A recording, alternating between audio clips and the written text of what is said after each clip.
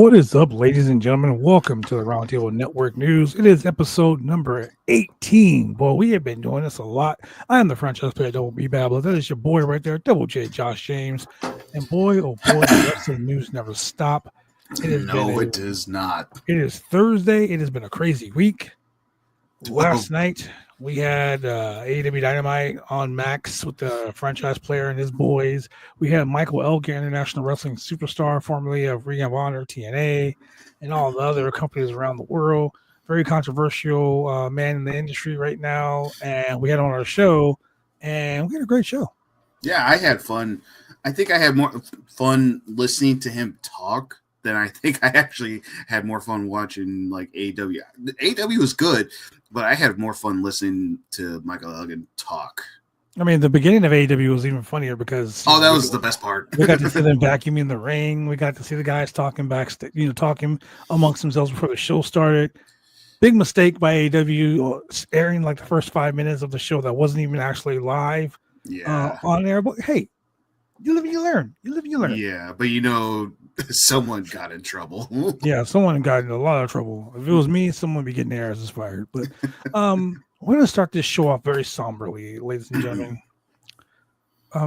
The world is mourning the death of WWE Hall of Famer Bob Uecker. Mr. Baseball. Mr. Baseball, Bob Uecker. He was part of the St. Louis Cardinals in 1964, where they won the World Series. He played for the Milwaukee Braves before they became the Atlanta Braves. He was an actor, best known for his announcer role in the movie Major League and all the Major League series. Mm-hmm. He was also part of the TV show Mr. Belvedere. I remember that. Yeah, wow. Bob Uecker, 90 years old, man. Like there was a lot of he did a lot in the WWE, and courtesy of PW Insider. They covered Bob Uecker's 2010 induction to the WWE Hall of Fame. Jerry Lawler talked about the celebrities in wrestling and said that sitting next to that man was great. Look, man, Bob Uecker, one of the funniest men around. Mm-hmm. Great baseball player, baseball announcer. Had some memorable moments. Hulk Hogan and Mr. T. Getting choked by Andre the Giant at WrestleMania. Just a lot of. I always laugh at that part. I show my dad that once in a while. We both laugh at that so heartily. Like I remember this because this is the first time WWE WrestleMania was in three places. Mm-hmm. It was in Los Angeles, California, Madison Square Garden, and I think it was in Detroit at the same time. Me and my dad went to the WrestleMania, the Los Angeles Sports Arena. Oh, we really? Got to see Hogan face King Kong Bundy in the blue steel cage, the metal steel cage. My favorite steel cage, but I know a lot of wrestlers did not like it. I wouldn't like it either, but he was inducted into the Hall of Fame in 2010. A lot of people remember Bob Uecker as being the backstage interviewer at WrestleMania 4, where he had that moment when Andre the Giant put one hand around his whole head and choked him. And soiled himself. Yeah. So great, dude. He's one of those guys that you look at and you're like, man, Bob Uecker, you done it all. Baseball, acting, professional wrestling. What a great guy. He said, he grew up watching the Milwaukee wrestling scene over there in the Rendezvous ballroom. He told a story about putting on Dick the Bruiser's tights. Bob Uecker, when Bob Uecker was a kid, his grandmother did the wrestler's laundry. Yeah, so he's been around wrestling for a long time. So I want to say thank you, Bob Uecker, for everything you've done for the art of professional wrestling, television. I mean, I grew up watching Mr. Belvedere, and those Major League movies were fucking just about outside. The guy was great. Yeah, dude. yes. So shout out to him, and rest in peace to a legend, and our hearts and thoughts go to the families. Yeah. I want to get that out of the way because that was something that when I saw it, I was like, oh no. I was shocked to see that he passed away today. Yeah. That was one thing I was not expecting today, to be honest. Yeah. Well, we also have some great news for a lot of professional wrestlers. TNA, WWE, they're continuing their joint efforts by signing a multi-year contract deal between each other, courtesy of Mike Johnson from PW Insider, as we always do. We like to give credit to where credit is due. NXT superstars and TNA wrestling stars will appear across weekly WWE and TNA programming, also WWE premium live events and TNA pay-per-views. So it was signed today, January 16th, as part of the WWE TKO Holdings and TNA Wrestling, one of the world's top wrestling brands, a subsidiary of Anthem Sports and Entertainment. Today, they announced a multi-year partnership aimed at creating an unprecedented crossover opportunity for both WWE, TNA, and NXT superstars. The agreement will enable talent to garner more additional exposure across the key WWE, TNA programming, including the weekly flagship shows such as NXT on the CW, TNA Impact, and select pay-per-views for TNA and WWE Premium Live events. I mean, we've already had like Jordan Grace, Jordan Grace, when she was the TNA Knockout Champion, appear on NXT shows. Joe Hendry appearing in NXT shows. Ethan Page versus Joe Hendry at NXT No Mercy. Then we had NXT Championship. Jordan Grace took on Roxanne Perez at NXT Battleground. We had TNA stars like the Rascals rejoin up with Wesley. We've had Charlie Dempsey of the No Quarter Catch Crew, Riley Osborne, Dante Chen, Andrea, and I can't think of her. Ariana Grace. That's how you say her name. There you go. Gallus Boys, Izzy Dane, Tatum Paxley, Wendy Chu, Brandley Reese. All those people appearing on TNA and NXT, together.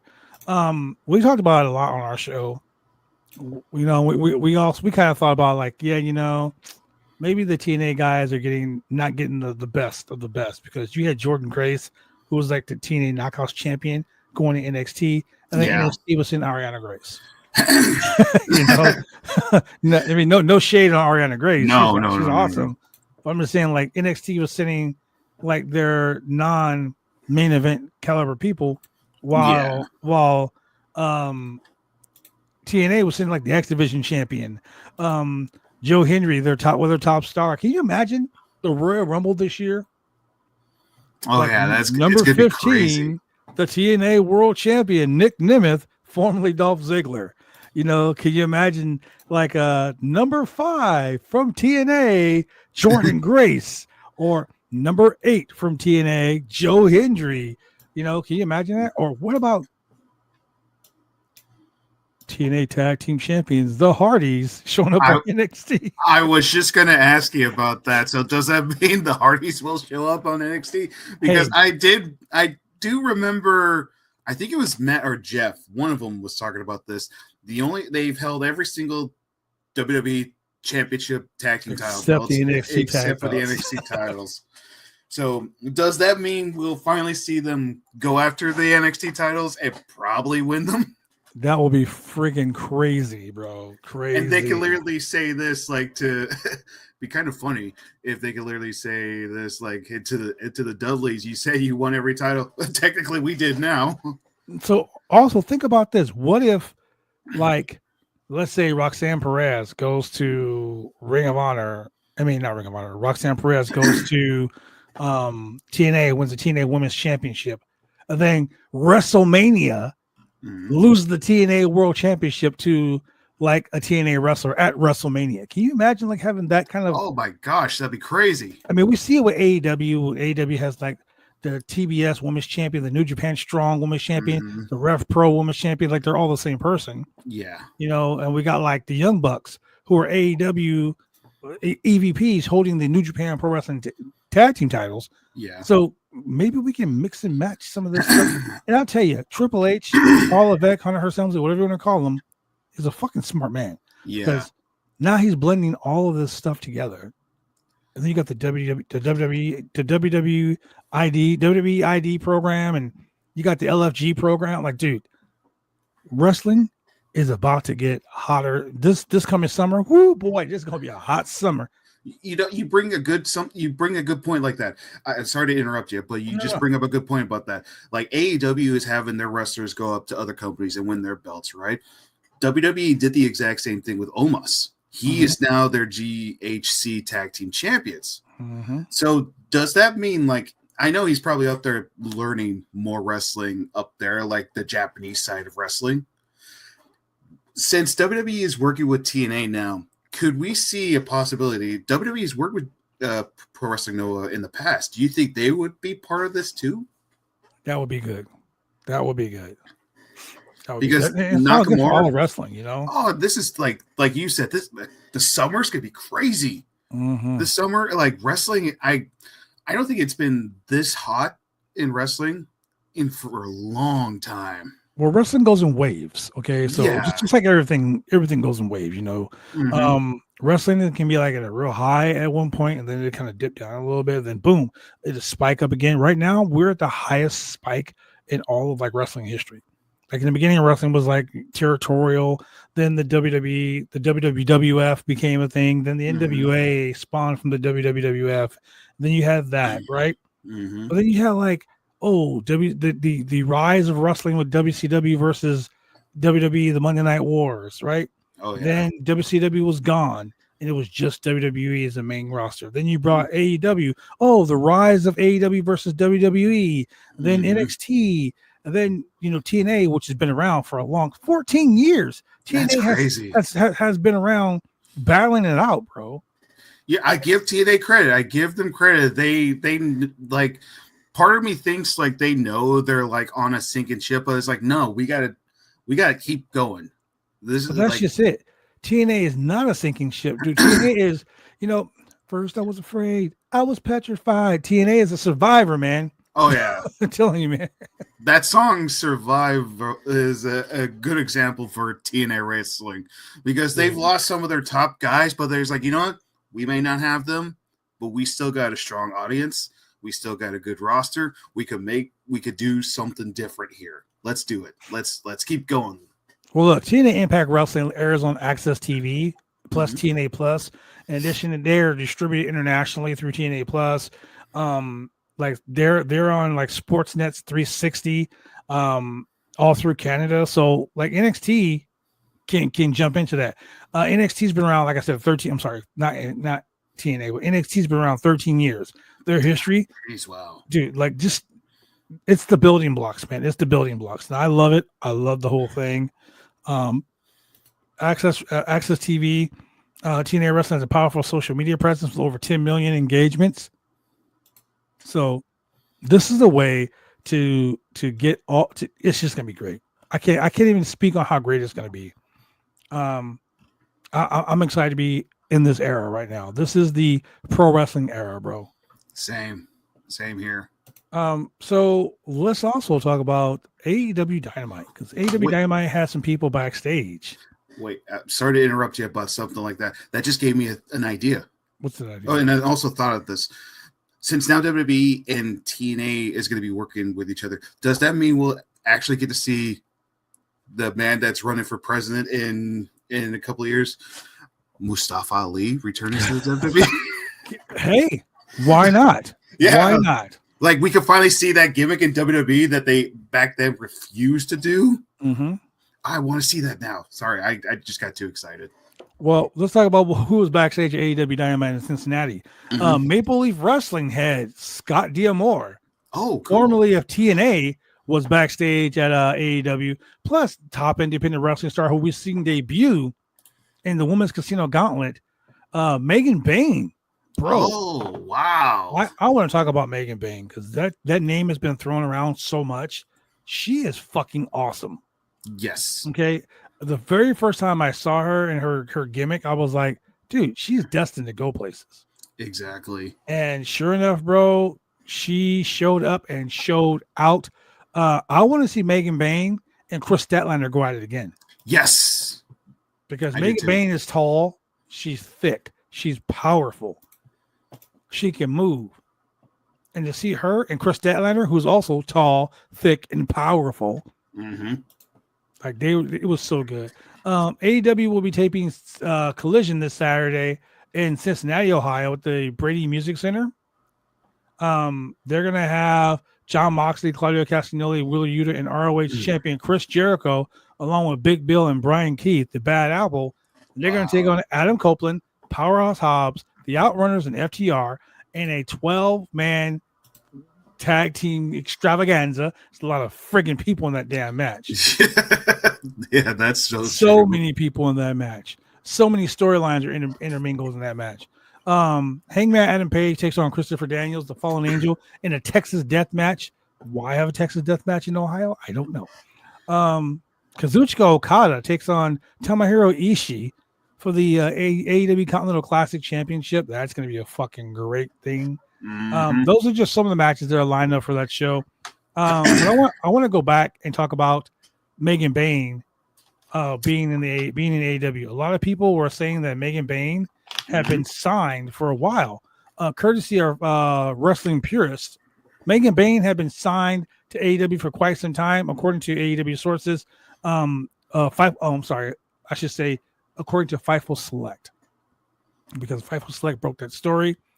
Megan Bayne is one of the top independent wrestlers around. She's one of the most powerful women I've seen in the industry, and I'm glad to see that she got her due yesterday. Yeah, and I look forward to watching more of her in AEW, bro.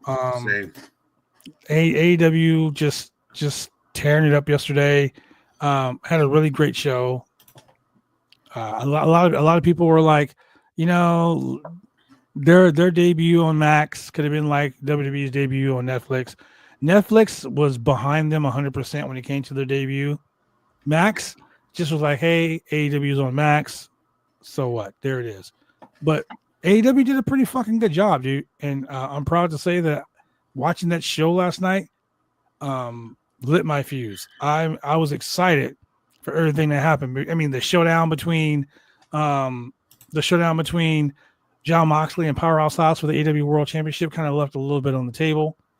But the MJF Jeff Jarrett promo, yeah, bro. That and Swerve Strickland trying to get back at Ricochet for what he did. Their feud started out, okay, Trevor, okay, Shane, they're just doing their thing, but they're bringing in personal lives, shoot names, but this storyline is starting to work out really great. I agree. Like when they started off, I was like, okay, cool, they're going to be wrestling. Can't wait to see the match. But then when they threw toilet paper at Ricochet, that's when he broke. That's when he snapped. And when he brought in the scissors and literally made Swerve bleed and have his blood on him, that's when you knew he was like, oh, this shit's about to go down. And also when you see Ricochet like this, like, oh, this is a side that I've never seen of Ricochet before. Will Ospreay said something in their meeting, their face-to-face. He said, This right here is what you should have been doing this whole time. Ricochet has all the tools. He has the body. He has the look. He has the in-ring experience. The guy is a fucking fluid wrestler. The guy's great. He just didn't have a personality in WWE. Now he's in AEW and he's just being himself. Bro, I love it. I love it. Yeah, like I knew I knew he was going to be a good wrestler, but I didn't think that I'm going to be personally honest. I thought he was just going to be another guy on the roster. A lot of people thought he was going to get lost in the show. But now since he's acting like this and he's getting more time on AEW with this new character and this new gimmick, I was like, oh, I can't wait to see what he does next. Well, we're going to see that all and then some. We had the Casino Gauntlet that was won by the rookie upstart Tony Storm. Exactly. I don't know if and we had the women's world champion at ringside. I don't know if it pushing them back together so fast is a good idea. But then again, the pay-per-view is in Australia. They're both from Australia. So I think that's why they're pushing that. And that's going to be a great, that's probably going to be the main event. Honestly. Australia is going to be so happy just to see. I can't wait to watch it. Yeah, same. They're going to be so happy to see one of them. Both of them. Both of them like representing Australia in a championship match. and it will most likely be main event. I'm hoping it is. It will be. It will be. And here's the thing: we already know they could have a banger match. We already know banger that. after banger after banger. Speaking of banger after banger, Samoa Joe returns to AEW. I'm so happy to see Joe back in AEW.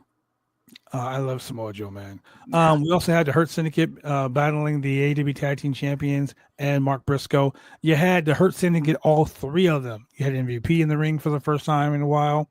Dude look good. Did the ball and elbow. He looks great. Fans were yelling, balling. It was great. It was great. I love that they're starting to build that group, because that group is 1,000%. Same. Let's talk about some shit that went down on Twitter. Corey Graves. Yeah. Corey Graves. This is also a courtesy of Mike Johnson from PW Insider. Corey Graves deletes his tweets. Corey Graves deleted two tweets related to his comments about his current positioning in the WWE announce team. Okay. As reported yesterday exclusively by PW Insider, Graves did not appear on NXT, although he was originally scheduled to be part of the announce team. Graves left Orlando yesterday afternoon. Well, okay, this was Tuesday afternoon after teasing that he had something to say on the NXT broadcast that evening. So Monday evening, Graves wrote on Twitter, after losing his dream job as a wrestler, then building up his reputation as an announcer, only to be able to keep his position because he was not famous enough. The comment was in reference to Pat McAfee and Joe Tessitore taking lead announcement roles on Raw and SmackDown. Now, look, let me tell you something. Pat McAfee is great. But Pat McAfee shouldn't be a full-time guy, considering he bounces from WWE to football, back to wrestling.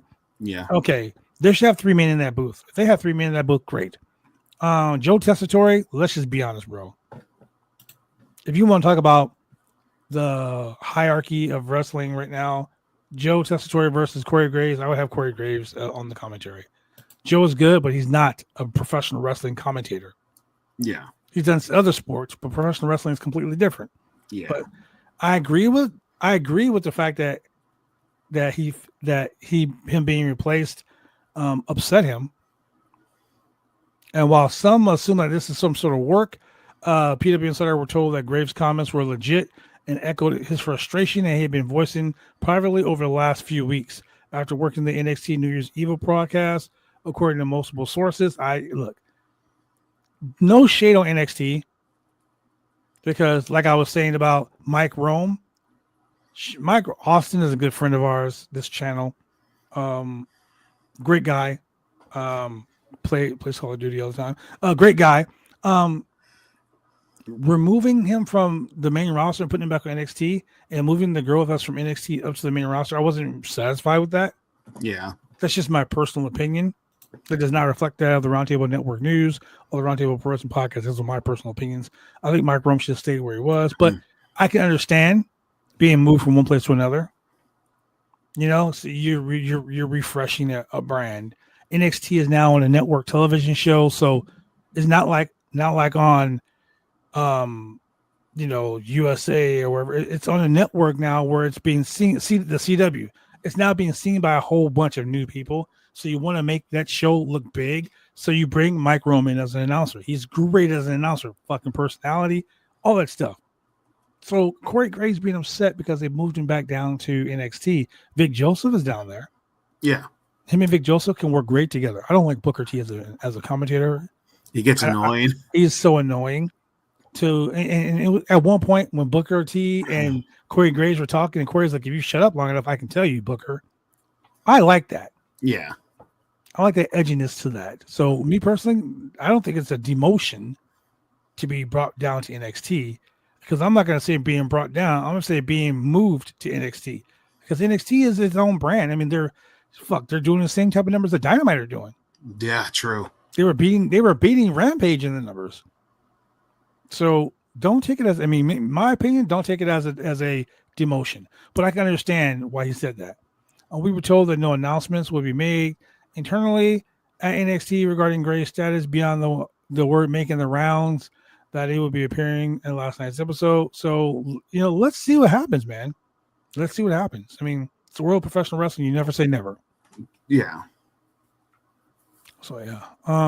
Tammy Sitch. Let's talk about Tammy Sitch. Oh God. Ladies and gentlemen, people know Tammy Sitch by her professional wrestling name, Sunny. But Tamerlan Sitch was convicted of vehicular manslaughter. She is serving a 17-year prison sentence.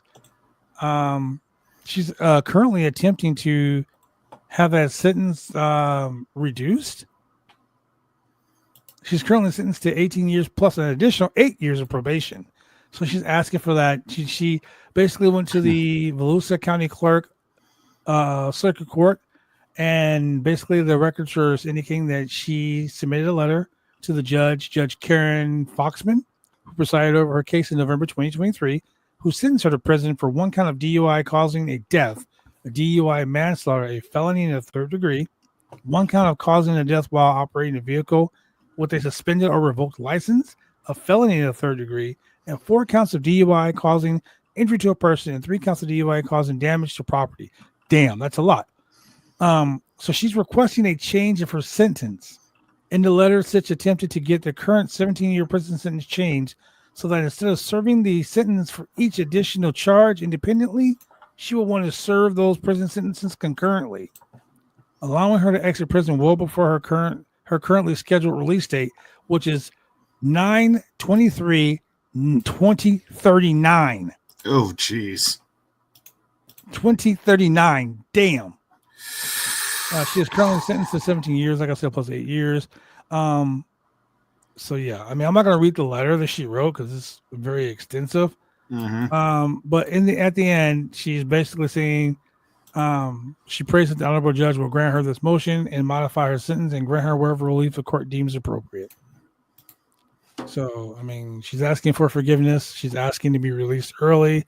I mean, you can run those concurrent, but you know that's I don't know. I'm not a lawyer. I don't pretend to be one. I don't play one on TV.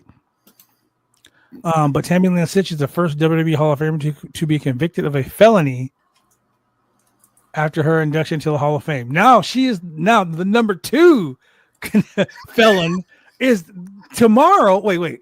Saturday, you're going to be our president of the United States, Donald J. Trump, who beats her when it comes to convictions because he's got 33 felony convictions. So, I mean, damn. Damn. Oh, boy. One ran over a person, one's going to destroy the country. Either or. That's just my opinion. Yeah, so Sonny, like I said, requested that information. And, hey, good luck to you, Sonny. Good luck to you, Sonny. TNA, WWE, more news with them. Triple H said this on Twitter. Massive news for everyone. WWE, and this is TNA, and most importantly, fans around the world. This is a valuable partnership and will help prepare both companies for the next generation of this industry. Basically, Triple H is teasing that NXT will be at Genesis. Oh, I can't wait. Oh, my God. Let's go. Courtesy of Triple H on Twitter. Oh, man. So much, like I said, so much wrestling. So much wrestling. Yeah, it's beautiful, isn't it? I was going to bring up the Jada Parker stuff, but I don't feel that. I mean, I feel that Twitter has done enough. I don't want to report the Jada Parker stuff because it was a lot. And also, too, is we just been seeing people post about it, so we don't really have like information or more backstory about it. So, and also PWI insiders or Fightful Select or Fightful Select hasn't talked about it, so we're not going to talk about it. So I know we have today in wrestling history, but we will keep you updated if anything happens. But yeah, today in wrestling history, we're going back to WCW. 1992, Arn Anderson and Bobby Eaton defeat Dusty Rhodes and Ricky Steamboat for the WCW World Tag Team Champions. That was Dustin Rhodes, not Dusty Rhodes. It says, it's my bad. I misread. Because they were Dustin. I misread it. They were part of the Dangerous Alliance. Yes, Ozzy, I know. I misread. I'm sorry, Ozzy. Ozzy gonna let you know. And Taz retained the ECW World Heavyweight Championship against Chris Candido and then Shane Douglas at an ECW house party in Philadelphia. And we also got Stone Cold Steve Austin and The Rock and The Undertaker defeating WWF champion Kurt Angle, Kane, and Rikishi in a 6-man tag team main event on SmackDown in Chicago in 2001. Nice. We also got TNA. Jeff Jarrett retained the NWA World Heavyweight title against a man who, in my opinion, should have been world champion, Monty Brown, in the main event at TNA Final Resolution. You love Monty Brown. I'm a big Monty Brown guy. I've always wanted him to be world champion. I'm never going to let that go. I'm still salty about that to this day. And I know I'm not the only one. And we got Edge retaining the WWE Championship against Ric Flair in a TLC match on Raw. Well, I got something for you. Ooh, Blood's got something. I want to hear something. 25 years ago today, WCW held its fourth and final NWO sold-out pay-per-view. Thank God. 1987, friend of the channel, mentor of my own, rest in peace, the Games Master, the Taskmaster, the devil himself, Kevin Sullivan, won his third NWA Southern Heavyweight title by beating who? The Total Package Lex Luger. Nice. And then the final one that I want to talk about is, we talked about it earlier, TNA, but it was just called Impact Wrestling at the time. The main event of Hard to Kill 2021. Kenny Omega and the Good Brothers defeated Rich Swann, Chris Sabin, and Moose in the main event. Damn. Yeah. Boy, that was a different time, wasn't it? That sure was a different time, man. Jeff Jarrett, NWA World Champion, Monty Brown. Yeah. Evolve debuted in 2010 on this day. Yeah. Ricochet defeated Eric Cannon.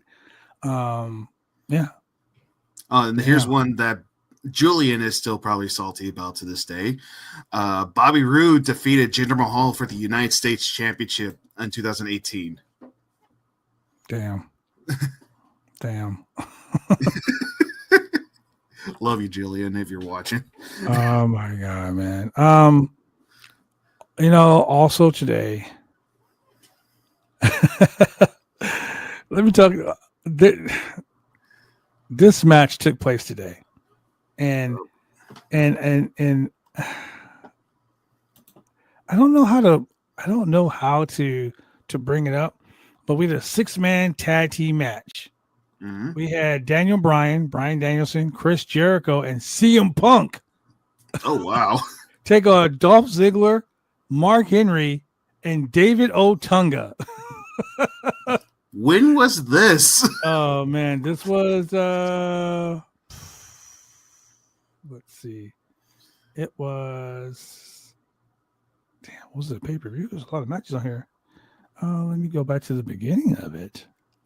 That's crazy because, just saying all those names, only one that I know of, only one is still with the WWE because he just made his return. The rest of them are one's retired, the other ones are working with Jericho and Henry are with AEW, and Ziggler is no longer called Ziggler, but he's with TNA Wrestling. David Otunga, I have no idea whatever happened to him. He just left the WWE, actually. Okay. This happened in 2012. It was a WWE Monday Night Raw. It was from a WWE Monday Night Raw. It was the Martin Luther King edition.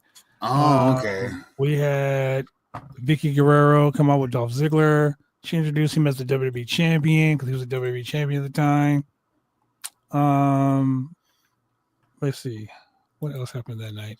We had a No More Contenders tag team match. We had Epico and Primo with Rosa Mendez take on Air Boom, Evan Bourne, and Kofi Kingston for the WWE tag team titles. We have new tag team champions with Epico and Primo winning the tag team titles on Monday Night Raw. We had Jack Swagger take on Zack Ryder with Eva Torres for the United States Championship. Oh, okay. New champion Jack Swagger. We had Kelly and Alicia Fox take on the Bellas. Kelly and Alicia Fox won that match. We had The Miz versus R-Truth versus Sheamus versus Wade Barrett in the Over the Top Rope Challenge. Wow. And your boy, my bad dog, R-Truth won that match. We had Jack Swagger versus John Cena in a non-title match. Oh wow! Which was won by John Cena. We had Brodus Clay take on JTG. Brodus Clay won that match. Then we had that amazing 6-man tag team match. It was won by Chris Jericho, CM Punk, and Bryan Danielson, and Mick Foley, who came out and put the mandible claw on David Otunga. So damn. Wow, what a time. Today in wrestling history is weird, bro. Yeah, it really is. You never know what you're going to find in today in wrestling history. Yeah. I do also think I have one more thing about today in wrestling history. I think we had Sting. Yeah, we had Sting's final TNA match. Oh. Yeah. Against EC3. Yep, in TNA. That's today in wrestling history. Ladies and gentlemen, thank you so much for joining us here on the Roundtable Network News, episode number 18. We love having you here. Make sure you go watch all of our shows on twitch.tv/roundtablepod. Go like, click, and subscribe. Also, ladies and gentlemen, remember, go hug someone because you know what? You never know when your day ends. Josh, what do you say to the people? Bye, guys.